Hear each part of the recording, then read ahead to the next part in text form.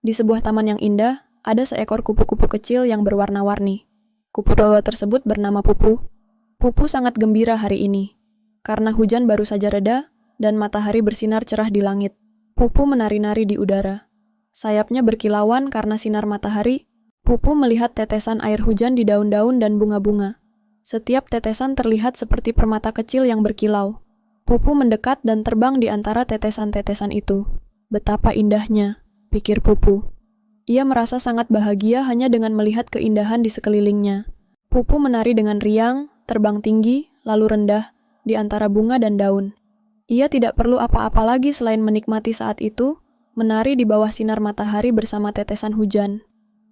Aku bahagia, teriak Pupu dengan gembira. Aku bahagia hanya dengan menari dan melihat keindahan alam.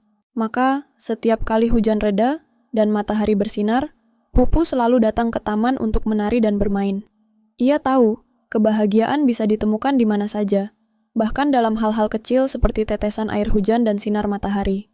Dan Pupu terus menari dengan gembira, mengajarkan pada kita semua bahwa kebahagiaan bisa hadir dalam keindahan yang sederhana di sekitar kita.